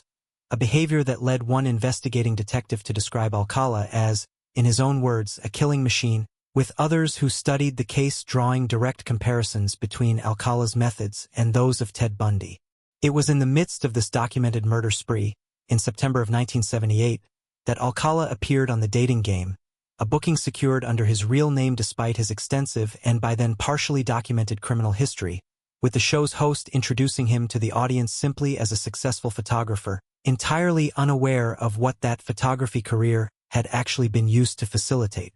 A fellow contestant on the same episode, actor Jed Mills, later recalled finding Alcala unsettling even at the time, describing him in subsequent interviews as obnoxious, creepy, and a standout unpleasant presence even among a pool of contestants competing for a nationally televised date, while Cheryl Bradshaw, the bachelorette who selected Alcala as her match, ultimately declined to actually go on the date with him afterward, telling those around her that something about him struck her as simply too creepy to pursue further, a decision that, whatever her exact reasoning, may well have saved her life. Alcala's California murder spree finally came to an end in June of 1979 when he was arrested for the kidnapping and murder of 12-year-old Robin Samso, a Huntington Beach resident who had been abducted while riding her bicycle to a friend's house. Physical evidence connected Alcala to Samso's murder, and he went to trial in 1980, where he was found guilty of first-degree murder and sentenced to death. However, This initial conviction was overturned in 1984 by the California Supreme Court on the grounds that jurors had been improperly informed of Alcala's extensive prior criminal record, information that should not have been presented during the trial. A second trial held in 1986 produced a nearly identical outcome, with a jury again convicting Alcala and again sentencing him to death. But this second conviction was itself overturned in 2001 by a federal appeals court, which ruled that the trial judge had improperly prevented Alcala's defense from presenting testimony intended to support a claim that the park ranger who discovered Samso's body had been improperly influenced or hypnotized by police investigators during his initial questioning. It would not be until 2003, following significant advances in forensic DNA technology, that Huntington Beach homicide detective Stephen Mack took a leading role in rebuilding the case against Alcala from the ground up, and by this point, DNA evidence had also conclusively linked Alcala to the earlier California murders of Barkham, Wickstead, Lamb, and Parento, allowing prosecutors to bring a combined case covering all 5 killings to trial in 2010. Alcala represented himself during significant portions of this third trial, engaging in bizarre courtroom behavior that included playing an Arlo Guthrie song for the jury during his own defense, a song containing violent, disturbing lyrical content that did nothing to help his case, and the jury ultimately convicted him of first-degree murder on all 5 counts in March of 2010, resulting in a third death sentence. Following this California conviction, Alcala was extradited to New York in 2011 to face charges in the earlier murders of Cornelia Crilly and Ellen Jane Hover, cases that had finally been solved through DNA evidence, including a match between Alcala's DNA and saliva preserved from Crilly's body decades earlier, along with a dental mold match connecting Alcala to bite marks found on her remains. Alcala pleaded guilty to both New York murders in 2012 and received 2 additional sentences of 25 years to life, ensuring that regardless of any future developments in his California appeals, he would remain incarcerated for the rest of his natural life. Investigators in multiple other jurisdictions, including Washington State and Wyoming, continued to examine Alcala as a potential suspect in additional unsolved cold cases in the years following his New York convictions, and in 2016, he was formally charged with an additional murder in Wyoming, that of 28-year-old Christine Ruth Thornton, who had disappeared in 1978 while 6 months pregnant, though this charge was ultimately dropped following Alcala's declining health. Throughout the course of the investigations into his crimes, law enforcement officials recovered an enormous collection of photographs from a storage locker Alcala had rented in Seattle, Washington, hundreds of images, some explicit, that Alcala had taken of women and girls using the same photography cover story he employed to approach many of his victims, leading investigators and prosecutors to theorize that his true victim count may extend into the dozens or even beyond 100. Though only 8 murders have ever been conclusively confirmed and prosecuted. Rodney Alcala remained on death row in California until his death from natural causes on July 24, 2021, at the age of 77, bringing to a close a criminal career that spanned more than a decade and crossed state lines from coast to coast, one facilitated at nearly every stage by a public persona, that of a photographer, a graduate film student, and eventually a charming game show contestant, so disarming and ordinary that it allowed him to continue killing for years even after an initial arrest and conviction should have removed him from society entirely. The case remains one of the most frequently cited examples in American criminal history of a predator hiding in plain sight, not through obscurity or isolation but through the opposite strategy entirely, actively courting public visibility and charm as a means of deflecting suspicion, a strategy so effective that it carried him, at the height of an active murder spree, onto a nationally televised dating program without a single member of the audience, the producers, or his prospective date having any indication of the horror he had already inflicted on multiple young women and girls across the country. Number 8. John Wayne Gacy, the Killer Clown. Few cases in American criminal history capture the horror of a predator hiding behind civic respectability quite like that of John Wayne Gacy, a successful Chicago area contractor, active Democratic Party precinct captain, and beloved local entertainer who performed at children's hospitals and community events dressed as a clown named Pogo. All while, in the crawl space beneath his own suburban home, he buried the bodies of the young men and boys he had raped and murdered over a 6-year span. Gacy was born in Chicago in March of 1942 to a strict, often verbally and physically abusive father, a World War I veteran whose harsh treatment of young John, particularly his repeated belittling of his son's masculinity and interests, has been cited by numerous psychologists and biographers who later studied the case as a significant contributing factor in the deep psychological turmoil that would define Gacy's adult life. Despite this difficult upbringing, Gacy built what appeared, on the surface, to be a genuinely successful adult life, marrying twice, running a prosperous construction and contracting business in Norwood Park Township, Illinois, and becoming an active and visible participant in local Democratic politics. A role that at one point earned him a photograph taken with First Lady Rosalynn Carter, an image that would later become one of the most chilling artifacts associated with any American serial killer case once his crimes were revealed. Gacy also became well-known and well-liked in his community for his charitable work, regularly performing as Pogo the Clown at children's hospitals, charity events, and neighborhood parties. A persona so wholesome and community-oriented on its surface that it stood in almost unimaginable contrast to the crimes he was simultaneously committing. Beginning in 1972, Gacy began luring young men and teenage boys to his home, many of them employees of his contracting business or young men he encountered through other seemingly ordinary social or professional contexts, using a range of tactics to gain their trust before subjecting them to torture, sexual assault, and ultimately murder, most commonly through strangulation. Over the following 6 years, Gacy killed at least 33 young men and boys, burying the majority of the bodies in the crawl space beneath his house, a confined underground area where he had systematically interred victim after victim, resorting to disposing of several additional bodies in the nearby Des Plaines River only once the crawl space had become too full to accommodate further burials. Throughout this period, Gacy continued to maintain his public reputation essentially unblemished, and it was only in December of 1978,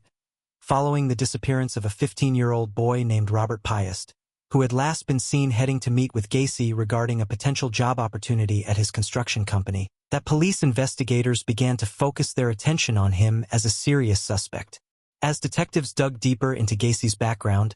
they uncovered a prior criminal record from the late 1960s, including a previous conviction related to the sexual assault of a teenage boy in Iowa, a case that had resulted in a prison sentence. Gacy served before an early parole, along with mounting circumstantial evidence connecting him to Piest's disappearance and to a broader pattern of missing young men from the surrounding area. When investigators finally searched Gacy's property in December of 1978, they discovered the true scale of what had been happening beneath the house for years,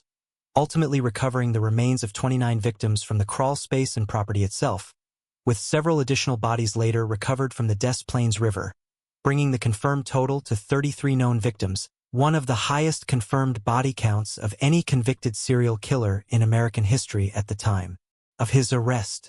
Gacy was formally charged and put on trial in early 1980, where his defense team pursued an insanity defense, arguing that his documented history of severe psychological disturbance meant he should not be held fully criminally responsible for his actions. However, prosecutors successfully argued that the extensive planning, concealment, and sustained pattern of behavior across more than 36 individual killings over a 6-year period demonstrated a clear capacity for rational calculation, inconsistent with a legal finding of insanity. In February of 1980, a jury convicted Gacy on all 33 counts of murder, and he was sentenced to death. Gacy spent the following 14 years on death row pursuing a series of appeals, all of which were ultimately unsuccessful, and he was executed by lethal injection on May 10, 1994, at Stateville Correctional Center in Illinois. In the years leading up to his execution and even afterward, Gacy became a subject of intense ongoing public fascination, in part because, unlike many other serial killers who withdrew from public life following their convictions, Gacy began painting while incarcerated, producing artwork including numerous self-portraits depicting himself in his Pogo the Clown costume, artwork that he sold to collectors and that continues to circulate in the true crime memorabilia market decades after his execution, a detail that remains deeply unsettling to many who encounter it given the horrific nature of the crimes underlying his public clown persona. The Gacy case has had a lasting impact on American law enforcement and forensic investigation practices, particularly regarding the identification of unknown victims. For decades following his arrest, several of the 33 confirmed victims remained unidentified due to the limitations of forensic technology available in 1978 and the years immediately following, but advances in DNA analysis and forensic genetic genealogy in more recent years have allowed investigators to successfully identify several previously unknown victims, work that has continued into the past decade and has provided long-delayed answers to families who had spent decades wondering whether their missing sons or brothers might be among Gacy's victims. The case remains one of the most widely studied examples in American criminology of how thoroughly a predator can embed himself within the civic and social fabric of a community, using visible charitable work, political involvement, and a beloved public persona as effective camouflage for sustained, calculated predatory violence carried out against some of the same young people his public persona ostensibly existed to entertain and serve, a contradiction so stark that it has made the phrase killer clown a permanent and instantly recognizable touchstone in American popular culture, referenced across decades of subsequent film, television, and literature exploring the broader theme of evil concealed behind an ordinary, even endearing, public face. Number 9. Joseph DeAngelo, the Golden State Killer. For more than 4 decades, a series of brutal home invasions, sexual assaults, and murders committed across California between 1975 and 1986 remained one of the most confounding unsolved cold cases in American criminal history. A sprawling pattern of crimes attributed to an offender investigators referred to variously as the East Area Rapist, the original Night Stalker, and eventually, once the connections between these separate case files were fully understood, the Golden State Killer, until a groundbreaking application of forensic genetic genealogy in 2018 finally identified the man responsible as Joseph James DeAngelo, a retired police officer who had spent decades living an outwardly ordinary life as a grandfather in the quiet California community of Citrus Heights. DeAngelo was born in 1945 and served in the United States Navy before joining law enforcement, working as a police officer in the small California towns of Exeter and later Auburn during the very years in which many of the crimes now attributed to him were being committed elsewhere in the state, a detail that, once revealed, deeply unsettled investigators and the public alike, given the extraordinary breach of trust represented by a sworn law enforcement officer allegedly committing an extensive, prolonged campaign of sexual violence and murder while simultaneously working within the very system meant to prevent and investigate such crimes. Beginning in the mid-1970s in the Sacramento area, an offender investigators dubbed the East Area Rapist carried out a terrifying series of home invasion sexual assaults, breaking into houses, often while occupants slept, binding male partners and subjecting female victims to prolonged sexual assault, frequently taunting his victims and, in several documented instances, pausing partway through an assault to eat food from the victim's own refrigerator before resuming the attack.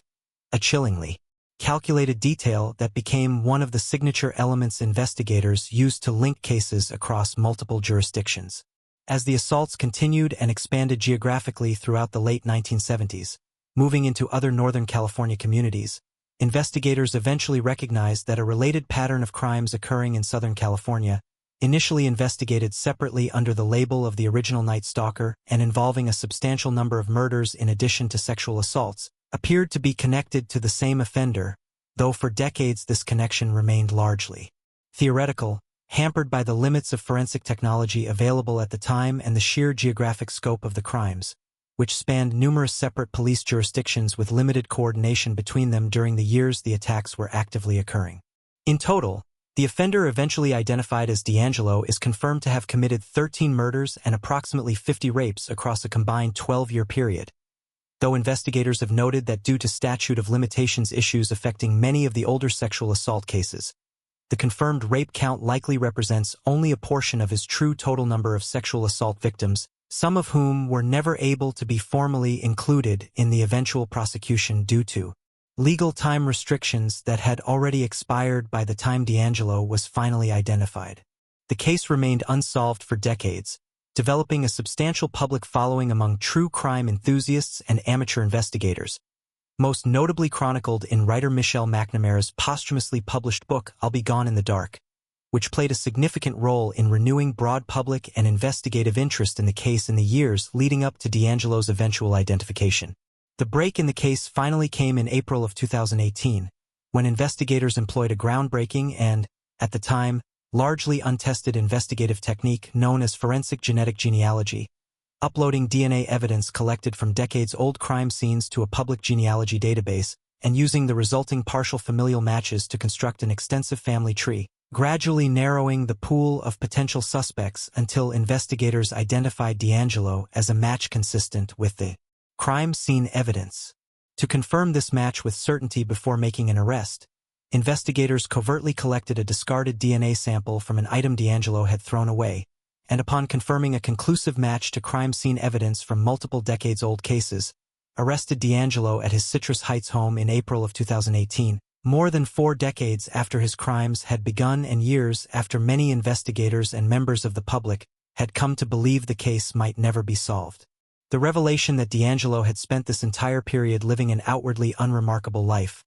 working for years as a police officer and later at a distribution center, marrying, raising a family, and appearing to neighbors as an ordinary if somewhat difficult and short-tempered older man, sent shockwaves through the communities he had terrorized decades earlier, with numerous surviving victims coming forward publicly for the first time in the months following his arrest to describe the lasting trauma his crimes had inflicted on their lives. DeAngelo's case proceeded through a lengthy legal process complicated by his advanced age and declining health, and in June of 2020, in an agreement structured to allow victims and survivors the opportunity to formally confront him in court, DeAngelo pleaded guilty to 13 counts of murder and additional related charges connected to his documented rape cases, a plea arrangement that avoided a lengthy trial while still requiring DeAngelo to publicly and specifically admit, in his own words, to each of the murders and assaults being formally attributed to him. During an extended sentencing hearing in August of 2020, dozens of survivors and family members of DeAngelo's murder victims were given the opportunity to deliver victim impact statements directly to him in open court, providing many of them with a measure of long-delayed public acknowledgement of the harm he had caused, decades after their initial assaults or the murders of their loved ones. DeAngelo was formally sentenced to multiple consecutive terms of life imprisonment without the possibility of parole, ensuring he will spend the remainder of his life in custody. The Golden State Killer case has had an enormous and lasting impact on American law enforcement practice, serving as the foundational proof of concept for the broader use of forensic genetic genealogy in solving previously unsolvable cold cases, a technique that in the years since DeAngelo's identification has been credited with helping to solve numerous additional decades-old murder and sexual assault cases across the United States,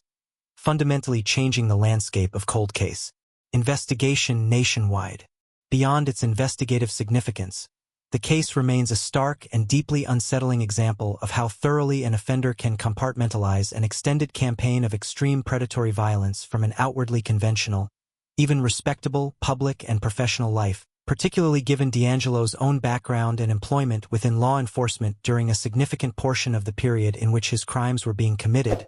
a detail that continues to raise difficult questions about institutional trust and oversight that extend well beyond the specific facts of his individual case. Number 10. Issei Sagawa, the cannibal who walked free. Of all the cases explored in this list, few are as genuinely difficult for audiences to believe actually happened, exactly as documented, as the case of Issei Sagawa, a Japanese literature student in Paris who committed a horrifying act of murder and cannibalism in 1981,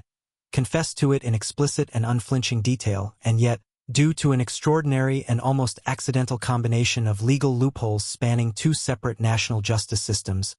never served a single day in prison for the crime, going on instead to live as a free man and, disturbingly, as a minor celebrity in Japan for the following 4 decades until his death in 2022. Sagawa was born in April of 1949 in Kobe, Japan, to a wealthy and socially prominent family. His father served as a business executive and his grandfather had worked as an editor for one of Japan's major national newspapers, giving Sagawa a privileged upbringing that stood in stark contrast to the disturbing psychological development that was unfolding within him from a remarkably young age. Sagawa was born prematurely and suffered from serious early health complications, and by his own later account, given in various interviews conducted after his release, he first experienced cannibalistic urges as early as the 1st grade, describing an intense fascination after seeing a male classmate's bare thigh, urges that persisted and reportedly intensified throughout his adolescence and young adulthood, during which he has admitted to acts of bestiality involving his family's pet dog and to harboring escalating fantasies specifically involving the consumption of human flesh. Physically, Sagawa stood under 5 feet tall and described himself throughout his life in deeply negative terms, as small, weak, and unattractive feelings of profound physical inadequacy that appear to have become entangled with his cannibalistic fantasies in a specific and disturbing way, leading him to fixate particularly on tall, physically robust Western women, individuals who embodied the health and physical presence he felt he himself entirely lacked, believing that by consuming such a woman he could somehow absorb her vitality and become, in some psychological sense, more like her. At the age of 24, while attending Wako University in Tokyo, Sagawa acted on these urges for the first time in a documented near-fatal manner, following a tall German woman to her home and breaking into her apartment while she slept with the explicit intention, according to his own later confession, of cutting away a portion of her flesh to eat, an attack that failed only because the woman woke during the assault and successfully fought him off before he could carry out his plan. Sagawa was subsequently arrested and charged only with attempted rape, since he did not reveal his true cannibalistic motivations to Japanese authorities at the time, allowing him to avoid any deeper scrutiny of the underlying psychological compulsions driving his behavior. In 1977, at the age of 28, Sagawa relocated to Paris to pursue a doctoral degree in comparative literature at the prestigious Sorbonne, and it was there, 4 years later, that his long-standing fantasies finally culminated in murder. By his own account, given in extensive detail during subsequent interviews, Sagawa spent considerable time in the months leading up to the killing attempting and repeatedly failing to act on his urges, on several occasions bringing sex workers back to his Paris apartment with the explicit intention of shooting them, only to find that his hand would freeze and he could not bring himself to actually pull the trigger. On June 11, 1981, Sagawa invited a 25-year-old Dutch classmate from the Sorbonne named René Hartevelt to his apartment at 10 Rue Erlanger under the specific pretext of needing her help translating a poetry assignment for one of their shared courses.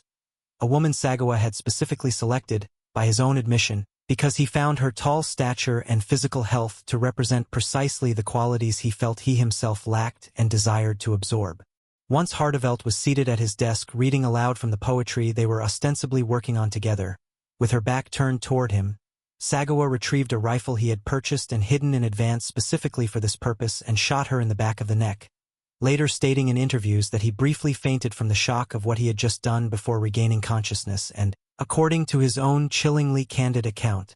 considering for a moment whether to call for an ambulance before deciding against it and proceeding instead with his original plan. Sagawa then raped Hartevelt's body, and upon finding that his own teeth were not sharp enough to bite effectively into her skin, left the apartment to purchase a butcher's knife before returning to continue the assault. Over the following 2 to 4 days, Sagawa consumed multiple portions of Hartevelt's body, including significant portions of her breasts, face, buttocks, thighs, feet, and neck, eating some portions raw and cooking others, while photographing her remains at each successive stage of consumption, disturbing images that would later become central evidence in the case against him, and preserving additional portions of her body in his refrigerator for continued use over the following days. Once the remaining, undigested portions of Hartevelt's body began to decompose, Sagawa packed the remains into 2 suitcases and took a taxi to the Bois de Boulogne, a large public park on the outskirts of Paris, intending to dispose of the remains in a lake located within the park. However, 2 joggers passing nearby noticed blood dripping visibly from the suitcases and alerted authorities, leading directly to Sagawa's arrest within days of the murder, by which point Hartevelt's family, alarmed by her sudden and unexplained disappearance, had already reported her missing to French police. Upon his arrest and initial questioning, Sagawa confessed to the killing with a directness that stunned investigating officers, reportedly stating simply that he had killed Hartevelt in order to eat her flesh, offering no attempt at denial or minimization of what he had done. Despite this unambiguous confession and the overwhelming physical and photographic evidence recovered from his apartment, French judicial authorities, following extensive psychiatric evaluation, ultimately declared Sagawa legally insane and therefore unfit to stand trial under French law, a determination made by French Judge Jean-Louis Bruguière, which resulted in the criminal charges against Sagawa being formally dropped and Sagawa himself being ordered held indefinitely in a French psychiatric institution rather than facing conventional criminal prosecution and imprisonment. Sagawa remained confined in French psychiatric custody for approximately 2 years following his arrest before French authorities determined that his visa status in the country had lapsed and made the decision to deport him back to Japan in 1983. A deportation that would ultimately prove central to how Sagawa managed to entirely avoid any further legal consequences for his crime. Upon his arrival in Japan, psychiatrists at Matsuzawa Hospital conducted their own independent evaluation of Sagawa and unanimously concluded, in direct contrast to the earlier French determination, that he was in fact legally sane and had committed the killing due to a specific and severe sexual paraphilia, rather than a more general form of insanity that would have precluded criminal responsibility under Japanese legal standards. However, because the original criminal case against Sagawa had been formally dropped in France rather than resulting in a conviction, and because French authorities, citing the sealed and closed nature of a case that had never proceeded to trial, refused to release the underlying court and investigative documents to Japanese prosecutors, Japanese authorities found themselves without any legal basis on which to bring independent charges against Sagawa for a crime committed entirely on French soil, since without the original French case file, prosecutors lacked the evidentiary foundation needed to pursue a case under Japanese jurisdiction. This extraordinary bureaucratic and jurisdictional gap between the two nations' legal systems meant that despite being examined and formally declared mentally competent by Japanese psychiatric authorities, and despite having already confessed in explicit detail to premeditated murder and cannibalism, Sagawa could not be charged with any crime whatsoever in Japan. He remained under a form of continued psychiatric hospitalization for a period of time following his return, but on August 12, 1986, Sagawa simply checked himself out of Matsuzawa Hospital of his own accord, walking free as a legal matter for the first time since his original 1981 arrest in Paris, a release that provoked substantial public outrage both within Japan and internationally, with numerous legal commentators and journalists at the time and in the decades since sharply criticizing what they characterized as a catastrophic procedural failure spanning two separate national justice systems, each of which had, in different ways, declined to hold Sagawa fully accountable for a crime he had never denied committing. Rather than living quietly following his release, Sagawa proceeded to build what can only be described as a disturbing public career directly capitalizing on the notoriety of his crime, giving extensive media interviews in which he described the killing and his ongoing cannibalistic fantasies in graphic detail without apparent remorse, authoring a best-selling memoir titled In the Fog that recounted the murder from his own perspective, drawing and publishing manga depicting the killing, and even appearing in adult films in which he performed simulated reenactments of aspects of his crime, transforming himself, in the eyes of much of the Japanese public, into a figure of morbid celebrity fascination rather than a convicted and imprisoned murderer, a transformation that would have been almost unthinkable in nearly any other country's legal and media environment. Sagawa continued to live as a free man in Japan for the remainder of his life, giving periodic interviews to international media outlets including a widely circulated 2009 conversation with Vice magazine in which he candidly discussed both the killing and his continued fascination with cannibalism decades after the crime, statements that continued to draw significant media attention and public discomfort well into his later years. He died of pneumonia on November 24, 2022, at the age of 73,